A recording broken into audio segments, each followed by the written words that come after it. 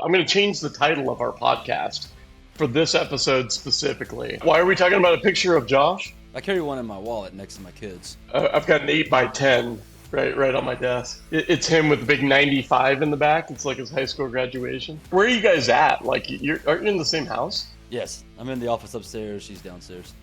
It's so convenient that he mounted his mic to his desk so he can't leave the office. What haven't we talked about between some combination of us over this past year? Just kind of giving you the teaser, the hors d'oeuvre, if I may. Also a husband and wife team, which, if I'm speaking from my relationship, would absolutely be a recipe for disaster.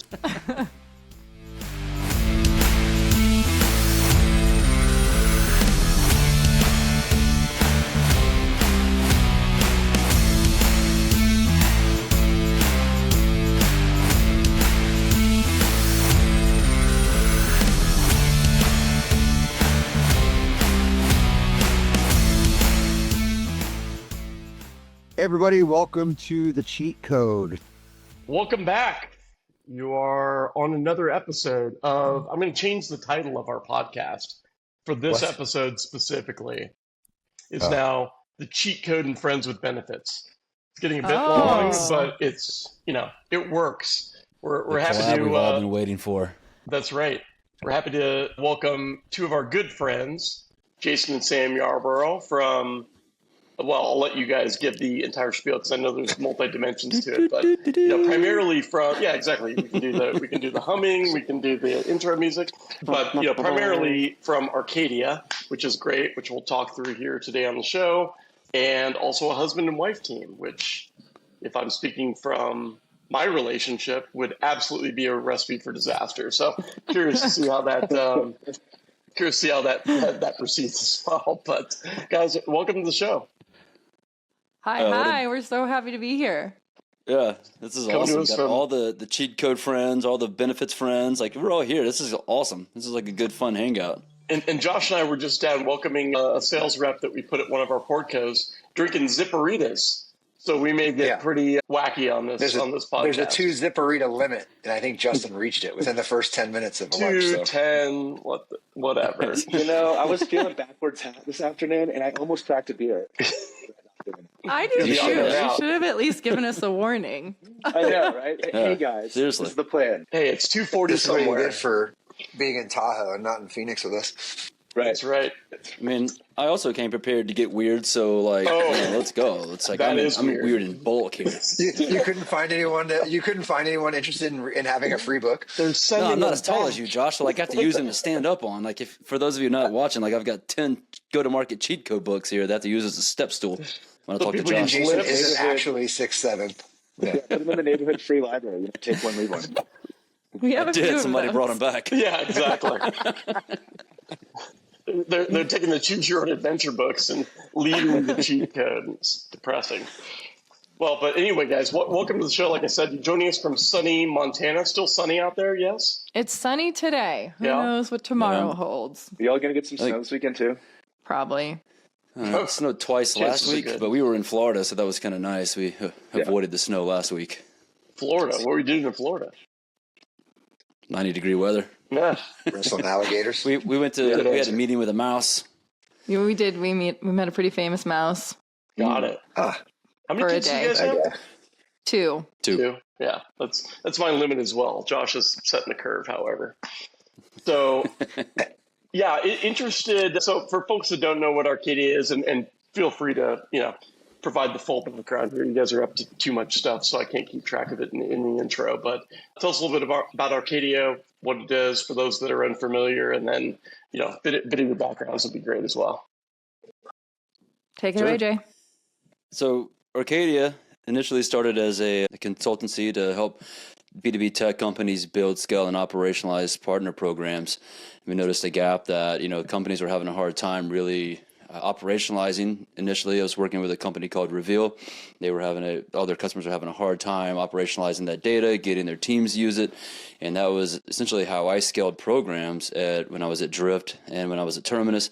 I found a way to operationalize that partner data and push it into the workflows of sales reps, marketing teams, etc. But the customers were having a hard time, so I stepped out to start Arcadia to help Reveal customers figure that out, and essentially Crossbeam customers to build this motion around like how they can make this a repeatable process that can be natively integrated into their field team's daily activities. Like I said, I was at Drift for a while, running the partner program there, Terminus, and I was at PFL prior to that. So I've been in the partner space for quite a while. But then Arcadia has since kind of, I don't know, morphed isn't the right word, but we've added on a few things. Transformed. We have an event now called the Arcadia Leadership Experience that in revenue was at last year as one of our founding sponsors.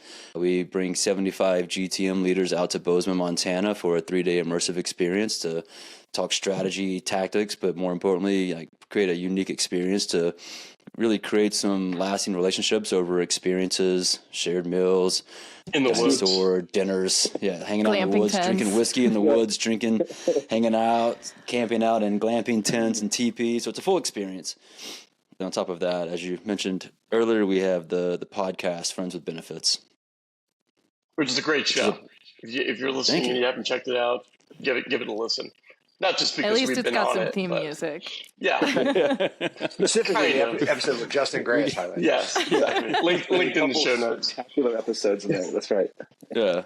So there's a lot of in revenue Arcadia collab that's happened over the past 18 months.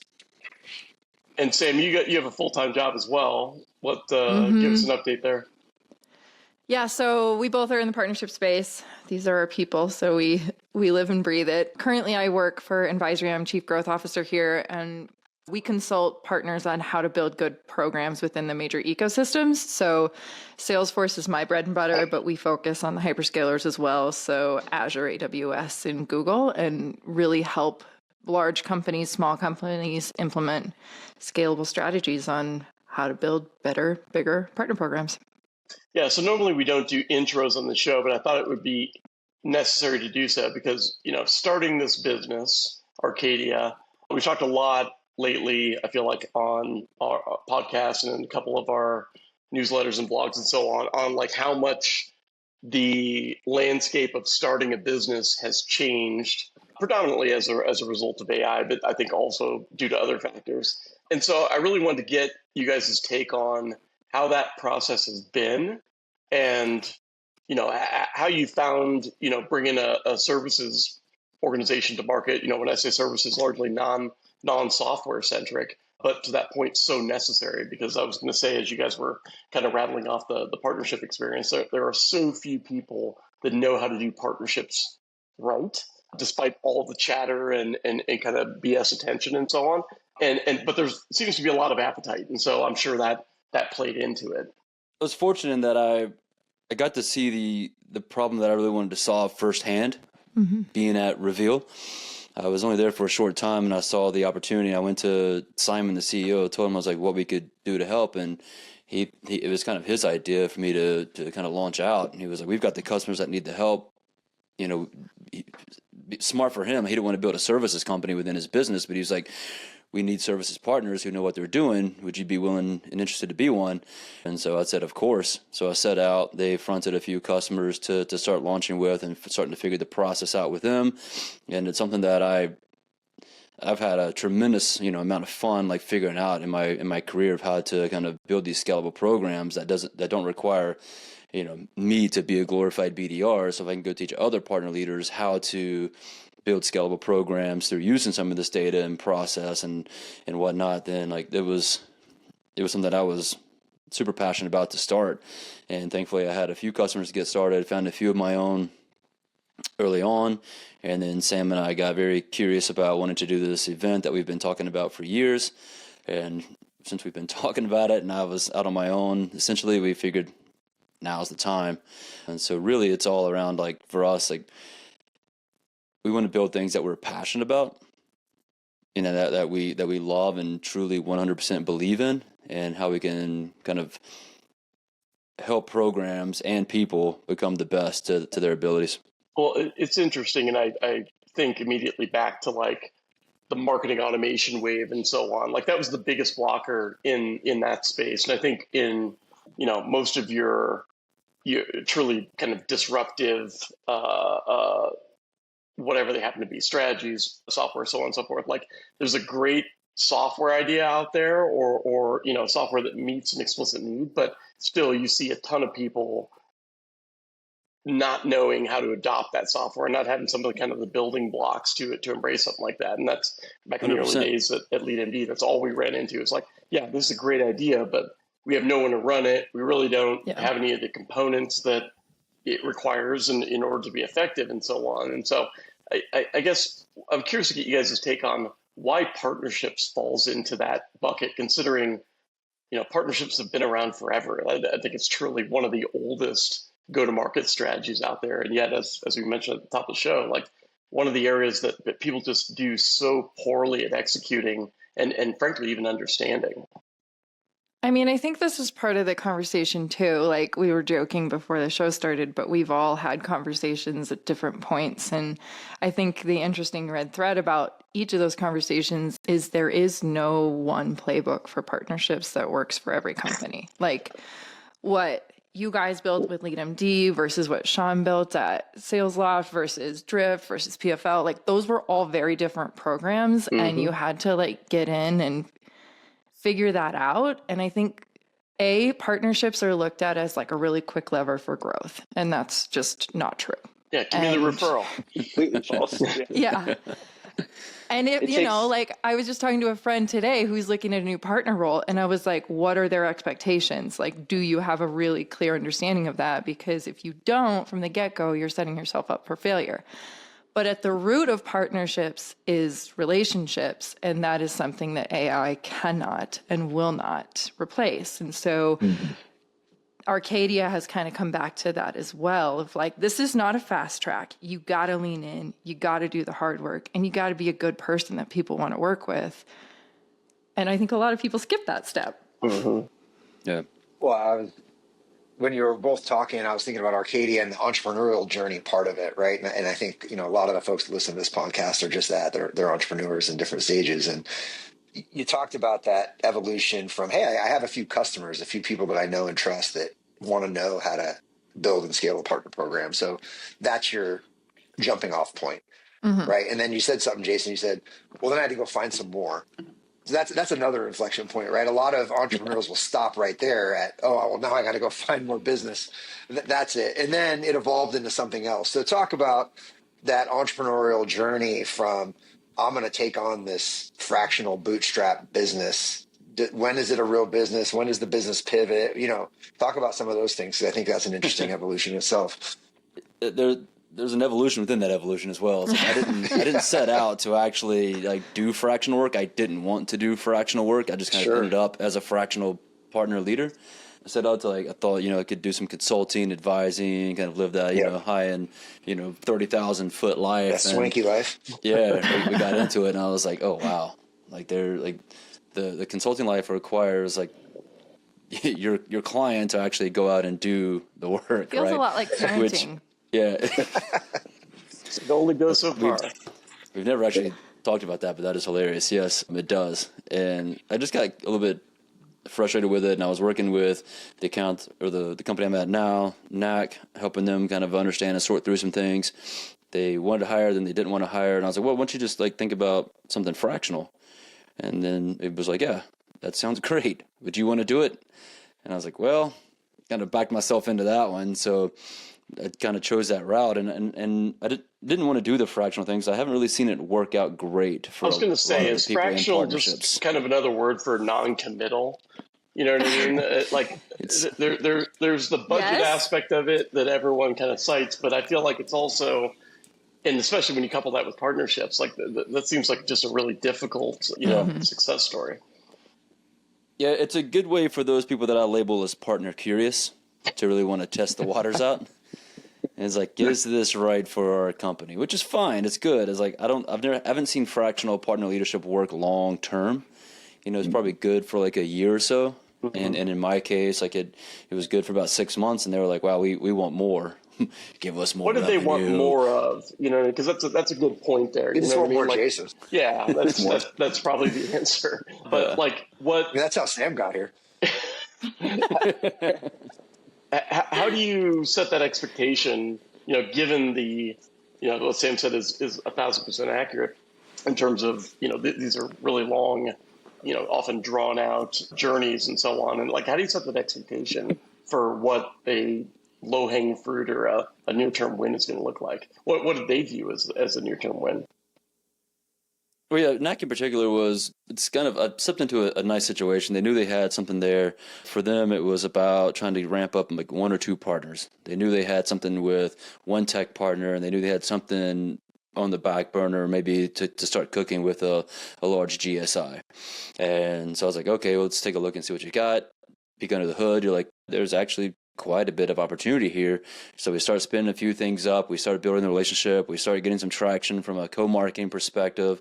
And then we started getting a couple of referrals in. Then we land one big logo with this GSI. And then they're like, okay, yes, we see the opportunity. We understand it now. Thank you for helping us. Like, so the tech side was like, how do we get this relationship where it needs to be? And then the GSI is like, how do we kind of formalize this relationship so that we can begin working and providing enablement to get to the point where these teams are working with our software and passing deals over to us. And once they started to see some of that start to happen, and at that point in time, they'd only bought up 50% of my time.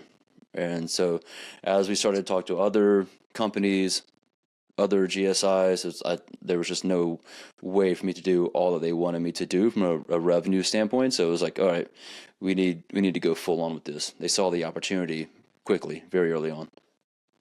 I think two things in that as well. Like, if somebody's wanting a fractional partner leader, like, what's their long-term goal? Like, what are they hoping to get to, and why are they afraid to commit to it? First and foremost, I think is an interesting conversation. But then secondly, going full circle to our original conversation, like, why are you interested in partnerships now, and what kind of partnerships, and what does success look like to you? And then setting those kind of like leading indicators in the initial first 2 quarters or whatever, and proving that, because Jason did walk into a great opportunity. He is very good at his job, but the reality of landing a major GSI and starting to source deals in the first quarter is not realistic for most people. And so taking a big step back and having those like really upfront conversations is really important. Well, but also for like flip side of that, from a business perspective, it doesn't make sense to hire someone fractional on the partnership side, because they walk away in a year, they've got all those relationships that we just stated is so core to the thing, right? And so it's like they work real hard, they get everything, and it's like it is all relationship based to an extent. But then you're likely going to hire someone more junior who doesn't have that experience, that doesn't know how to manage those relationships, and then they're kind of back to square one again. And at that point, they go, "Well, partnerships didn't work." And couldn't agree more. Right. Absolutely true. They give these high lofty goals, these high expectations, and I took over my first stint as a VP of partnerships after PFL. I walked in and I was reporting to the chief product officer at the time. He was like, "This needs to be a $1 million program by the end of the year." I'm like, "Where am I starting from?" No idea. And I was like, "Oh shit." Yeah. Everyone fast forwards to the transactional, if there is one, transactional part of a partnership where it's there's deal flow going back and forth and so on. But frankly, I feel like assuming that you have good alignment from we provide better value to customers together, the product works, in product or service, whatever it happens to be, like it largely is a do we like each other game. And to the point there, like really difficult to do that in a, hey, I'm going to parachute in and maybe parachute out standpoint when you are the face of the business as far as that program's concerned. So I'm curious as to how that relationship concept kind of played into what you guys are doing at Arcadia, because it's very different from what has traditionally existed in the market. Like it is very face to face.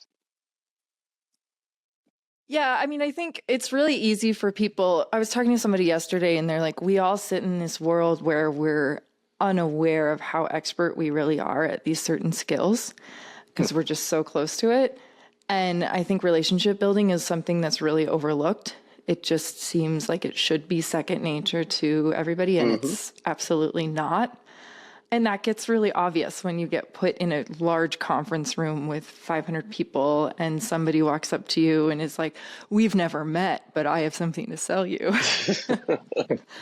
And so Arcadia, again, Jason talked about this, how it has kind of transformed. We're definitely still go-to-market focused, but at the heart of all of that is being good people and just kind of showcasing what that looks like. Yeah, there are playbooks and there are tactics, but that's not the only thing that's going to get you to results. Yeah. One of the things we talked about at Arcadia, and it's like why you initially chose that name, is like the name Arcadia means harmony, and it's that idyllic version of natural splendor. So chose that name for the business because like that's what the partner leaders should be trying to do, is establish harmony between their partners, between their internal sales leaders, their internal marketing leaders, etc. But on the flip side of that, what Sam and I look for is like, how do we help individuals find that harmony in their life? How do we help them find that and bring that into the work that they do and the life that they live and the pursuits that they take on? Like, it's very important to us, help them find that whole self and that person within everything that they do. You guys talked about the relationship building thing, as it seems obvious. Is that a learned trait or is it a born trait? I think it's learned. I think some people are, yeah, some people probably naturally gravitate towards it better, but I certainly think it's something you can get better at and improve at and learn. Yeah, I think it has to be learned, or I would be very, very poor at doing so, because like the environment I grew up in is not one of those like, hey, help anyone for the sake of helping one type of situation. And I feel like you have to experience that in order to, to kind of lean into that nurture versus nature situation. But what I was going to say is, go ahead. I did grow up in that environment, but it wasn't until I was an intern out of college and I was working with this guy, Nate May, and he taught me how to use that, not use as a bad phrase, but how to, build those relationships in a business context and how to network within a business context and how to really, expand your circles and make them bigger. And like, I understood then, like, okay, grew up with my dad, who was one of the nicest guys on the planet, help anybody, give him the sharpest back. He was a mailman for 35 years and helped everybody on his route to everything. But then Nate taught me how to really, build a relationship. Your dad delivered mail for 35 years? He did, yeah. That's awesome. Like, in what type of environment? Like urban, rural? When he retired, he was more like rural. He was kind of out in the country driving his mail truck. Seems like an awesome job. The entire time. Never took the promotions. Didn't want to go in house. Always wanted to stay out in the field. Very cool. I was going to say, like, it reminds me of so you guys have a Slack channel, right? I think maybe even the Slack channel was around before the event itself, and I don't think there's a lot of like direct selfish connection possibility there. For the most part, people are kind of operating in different types of businesses, and obviously everyone's connected by wanting to do more in the partnership space. But I see more activity in that Slack channel, like people, hey, who could help me out with XYZ, and like people being really willing to jump in there and make an intro, provide an answer, whatever it happens to be, right? Like those types of examples are to the point here, like what I think is missing out there. Because if you mentioned the word networking, which is largely what I was hinting at earlier in terms of like, that was a dirty, dirty word in my house. Like it was cheap, it was cheesy, it was used car salesman. I mean, the word sales was like that as well. Sales, but, yeah. Like there's just so much bad example of the inverse and not enough example of what I think we're talking about here. So that Slack channel has always been just something that I cite in terms of like, hey, this is a really interesting organic community with people that are bought into that concept and then demonstrating it, which I think you guys are also, doing in terms of the event. Well, and I think you said something there that I think is really important. Like you have to lead with that. Mm-hmm. Jason is extraordinarily generous with his time. I try to be. He's better at it than me. But, opening up and leading by example of like, yeah, we're here to help whatever you need, and like actually following through with that, even if there is nothing in return, like that does come back. And we've all been in the partnership space for a minute, but these circles are small and the same people keep showing up. And so just creating that as the environment to move forward in will do you well. And if you aren't that type of person, it's going to become pretty obvious and you're not the right fit for this group. And so there is a little bit of curation there as well. Like Jason and I were talking about this, actually, we can riff on this because this might be interesting, but people have asked us to take the Arcadia concept and redo it for other industries, move it to Europe, whatever. And we were talking about that and we're like, is that even possible? Because what made Arcadia amazing was, of course, the location. Like, it brought our TAM down to this, and then like only a certain amount of people would show up to that, and that kind of leveled the playing field for who would be there. But then the people that were there is what made it really special. And yeah, we did some curation, but if we just like took that event and put it in Europe, that's not a guarantee that it's going to be the same. And so I think the community aspect of that is really crucial. Well, that's a great metaphor for even doing that. You know, oh, I'm at company X and I hire someone because I want what they did at company Y. Like, yeah, there's probably some transfer of skill set there, but like that's a totally unique ecosystem and environment. And so it's really hard to say, just do what you did before. Ready, go. Exactly. It's not an easy rinse, wash, repeat. Yeah, we talked about that a little bit at Arcadia. You know, I remember the last day you pulled me aside and you're like, hey, I've gotten hit up to do this event for companies, for this, for that. How would you even think about that? What's that evolution been like? Because, you know, what is the next entrepreneurial step for Arcadia? You know, I know the event's coming up, V2, in the summer. Great. But is that what it's going to continue to be? And what is that, you know, continuing value prop that you're going to, you know, put out to the universe? Or are there different iterations that we might see in the future? Yeah. So Sam and I talked a little bit about it after the last one. Right? We wanted to get at least 2 under our belt before we decided if we were going to do one elsewhere. I would have interest in like going into Europe and trying something out, seeing if it could work. Not opposed to that. But the second piece is, and I think we talked a little bit about Arcadia as well, is kind of launching a community aspect to this. Like what we've got in that Slack channel feels very special. Like we've got something extraordinarily special. We're able to curate a good group. We're able to keep it engaging and focus on the people aspect of it. Not so much the monetization of it or the sales aspect of it and whatnot, but it's more about the people and how we can really truly help and curate. So we're trying to launch Arcadia, the community, around the same time as this next event. Do you feel like there's a risk that your runway is finite?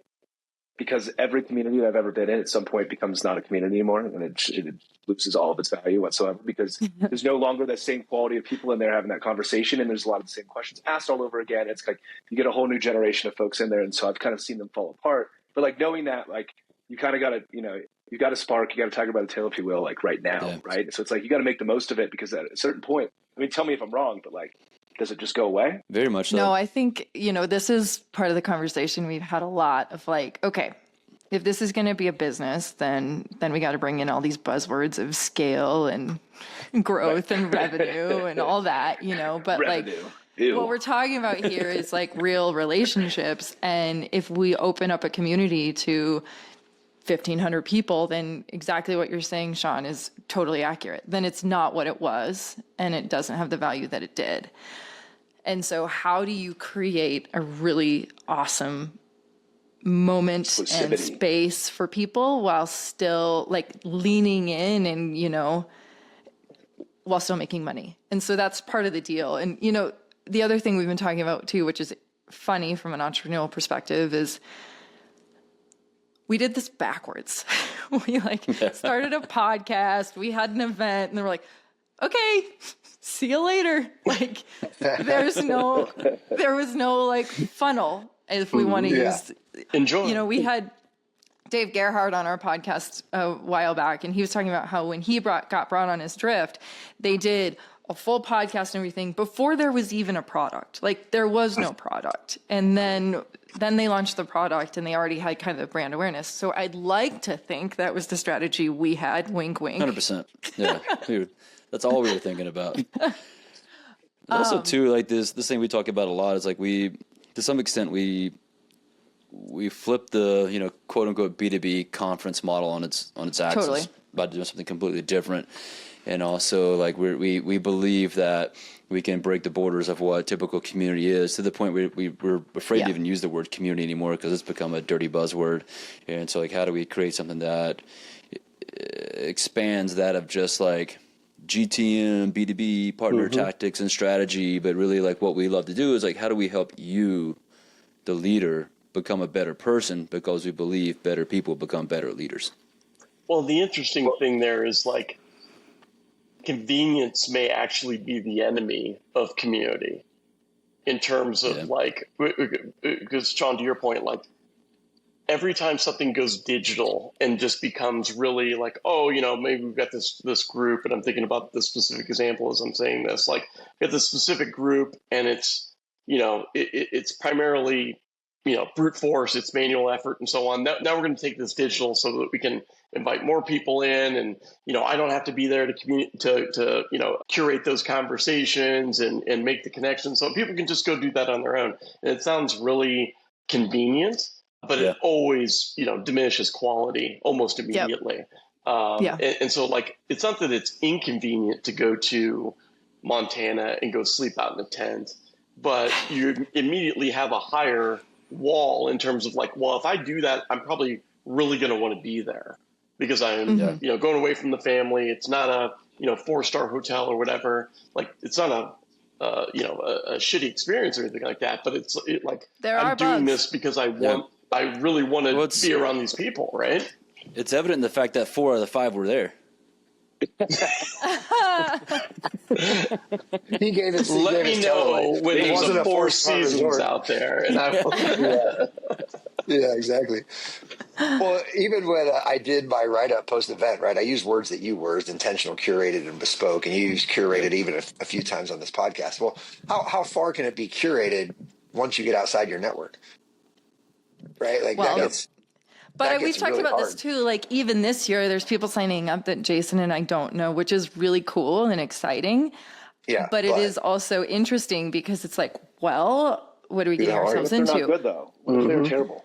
Yeah, how do you qualify? You start. You talk about dirty words, qualification. Yeah, Are you RITP?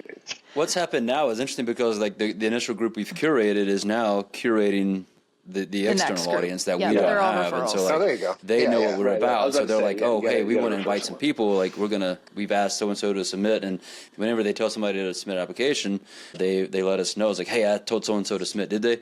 And they're like, yeah, give us some. I don't know this person. We're not connected. Like, give us some background information. Like, what's, you know, what? Do you limit it by organization? Like, do you limit the number of folks? Like, a 10-person partner team can't come. We did last year. Yeah. So there was a large company that wanted to bring 7 or 8 people, and I just told them that was too many. Yeah, I agree. Yeah. And exclusivity. That's how you keep some... Right. Yeah. I mean, exclusivity is the only way to keep some bounds on it, right?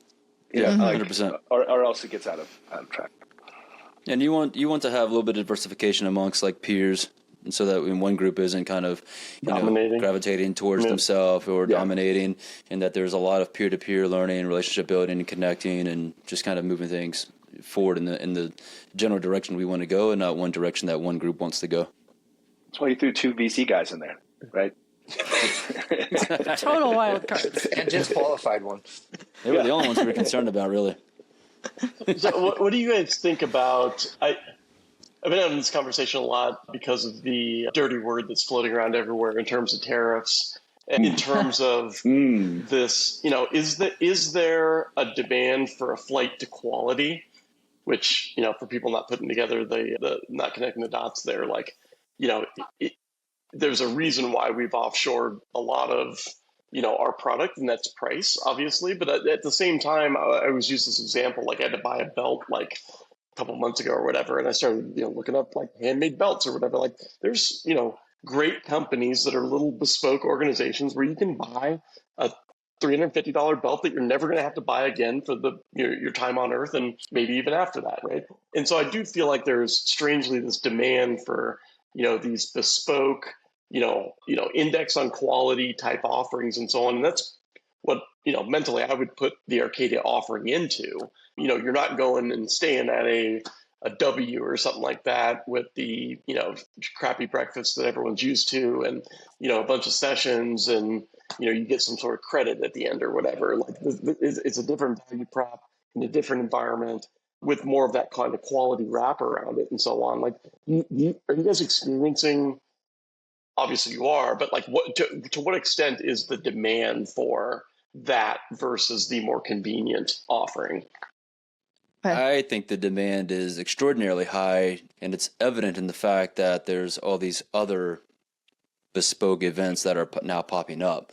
We by no means were we the first to do it, right? But there was like Spring, Exit 5, and there's a few others that kind of popped up around the same time last year. And then now this year, we're probably seeing, double the amount that are now popping up. And I think people are starting to see that, like, it's quality over quantity in like the numbers and the groups of people. And like you're starting to see more of these events like Jenna Gartro's Rev Fest, Wednesday Women, Spring, all these others that are smaller in nature, very kind of bespoke, but they have this apply to attend thing that we also have. And they're trying to curate the right group of people to bring that quality. And I think people are just kind of over the mass events. Like, we're never going to get away from the mass events. They'll always be a thing, and I'll probably always go to BDBMX to come see you guys in Scottsdale. But these bespoke quality events are what people are going to start, I think, looking for to spend the rest of their dollars as a response to what things have kind of become, right? The sea of sameness. Yes. Yeah. Like the Zoom culture is kind of killing our humanity. I also think that what's different about these events, and was like almost a surprise to me, is that you go to Dreamforce, for example, and you see the people and the people that you've booked meetings with, and you're prospecting. Whereas you go to Arcadia and there are 75 people there, and you're there for 3 days, and there is no chance, unless you're a complete asshole, in which case you can't come, that you didn't meet everybody in the room, and you walk away with like a real conversation and relationship with those people. Like, those two outcomes are tremendously different. And so the way that this could be something is, we've talked about this, but like, what if you did that for your partner ecosystem? And you like chose, these are the people I need in the room to do business with, and let's create a hell of an experience for them. And it's not, another conference room floor with booths. Let's curate an experience where they have to talk to each other, and they build relationships, and they walk away, and there's an ROI to that. When you think about the spend, Josh and I were just talking about this over lunch, in terms of like what companies invest just to basically check the box and show up, right? Like, we go on that show forever, and CEO thinks it's a good investment, and this, that, and the other. We killed it there. Yeah, that's the quote. Shop $100,000 on a booth, get 30,000 leads. And now, like, hey, if you were to take that and just surround yourself with the people that are probably providing the quality leads that you're seeing every day, and where being in proximity is really, nurturing a relationship as a primary outcome, like the ROI attached to that is crazy. Can't be shown on probably a report initially, but obviously is going to yield very tangible fruit down the road, which I think is back to the reason why partnerships is such a challenge out of the gate, which is you have to have a feel for the business, like a true connected gut feel, or you're never going to get out of phase one. No, Fractional person couldn't do that for you. Fractional person. Fractional assholes. Can I take a tariff tangent while we're here? Yeah, so the other day, you all know I have a 16-year-old daughter, right, which is a whole crazy experience in itself. I get a text from her the other day, right, and it's a screenshot from a website where she buys her swimsuits, which are, as a dad, wildly inappropriate. That's a whole other tangent if you want to. I was going to say. Go that way. But she goes, Dad, is that these texts are so like everything has a period after it, every word. Dad, these tariffs are ridiculous. My favorite swimsuit was $125. Now it's $330. This has got to get under control. And Josh, work on that, would you? Well, one response back: buy your swimsuit in the United States. That is not cute. It's a thing. It's a thing. Is it a text I'm getting? This is ridiculous. Trump's tariffs are out of control because my daughter can't afford her. I'm doing work for a Canadian company now, so I hear about it all the time. Oh, yeah. There's 2 of us in the States. There's 98 others in the Great Land of Canada. When you piss off the Canadians, yesterday. Maybe you've gone too far. Totally. He was rationing his bourbon because he can't get more. What a world. You like Canadian whiskey? Canadian whiskey? I was going to say. Leave the it's not made in Canada. Yeah. This is true. There's plenty of good American whiskey. Doing something wrong. Yeah. You deserve to get taxed. When they initially published it, I was like, oh, they've got Scottish tariffs. Oh, I was really worried. gosh.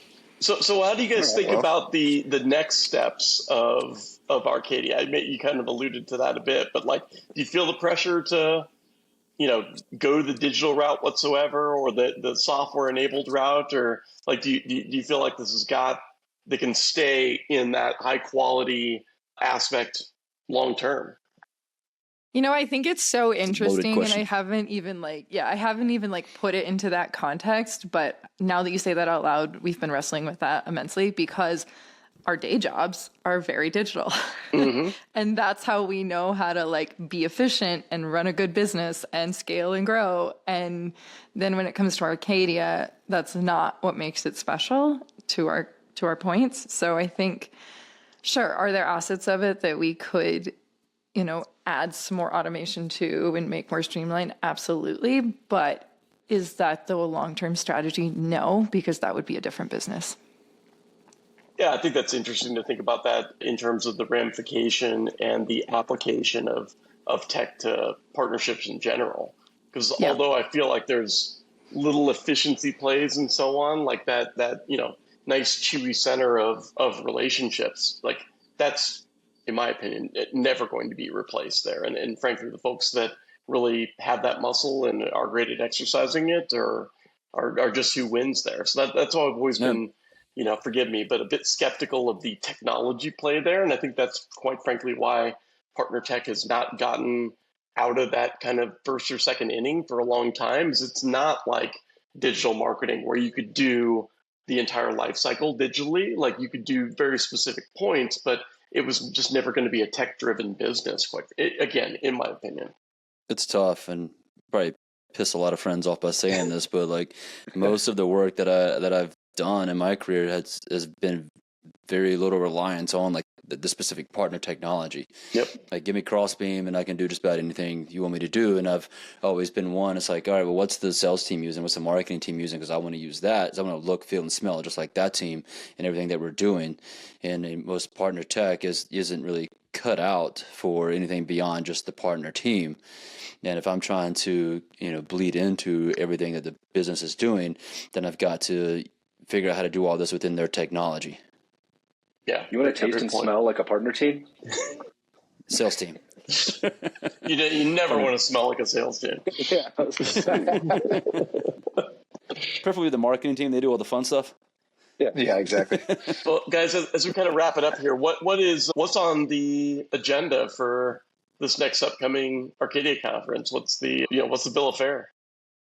I would say one fun thing. I'll let Sam talk about the main event, but one fun thing we're actually doing is that there's a local event here in town called MT Festival, MT being Montana, and our friend Patton brings together probably about 1,000 people from all over Montana, from the tech, education, and economic leaders of Montana, and they asked us to do a mini Arcadia within MT Festival for all the entrepreneurs and tech leaders that are coming. So we've got 75 people that are coming to our little Arcadia at MT Festival on May 14th. And that'll be pretty fun to do our thing for really just a specific local group of leaders. So pretty stoked on that. We've got a few local folks as well who are speaking. One guy ran a services company here in town. Another woman runs, I'm not sure how you would even explain pie, but what they do some really cool work. And then we're going to do our thing on stage, so it'll be a lot of fun. Cool. Yeah, that's the interesting thing about partnerships. Like Josh and I did a talk maybe a couple months ago now at this point, but like literally we just like took, from the audience, people that thought they didn't have a partner play, and we just said like call out what business you're in, give us a little bit of nuance. And there was literally no business that we couldn't be like, oh, well, I think you might have an opportunity here, here, and here. It's just incredibly applicable across the spectrum, which is another thing that I think just makes it very unique. Yeah, one thing that, one of our speakers is talking about, which I really liked, not to steal her thunder, but it does this exercise where it's like take 30 note cards and write 30 people that you should stay in contact with. And it's like from your past life, from your current company, from like, all points of life. And then start just like calling those people and have legitimate reasons to follow up with them. And that's partnerships, and anybody can do that. Like whether you're a laundromat owner or a CMO of a tech company. And I think just like lowering the barrier to entry, because partnerships, again, everybody wants this really technical playbook and make it super complicated. And it's like, no, just call people and do good business. Call people and do good things. Yeah. Well, I will see you guys up there. Hopefully, I'm up there in early June for a fly fishing trip. So I'll ping you guys and see if at the Four Seasons. Yeah, exactly. Yeah. They have a great fly fishing program. Come to Arcadia.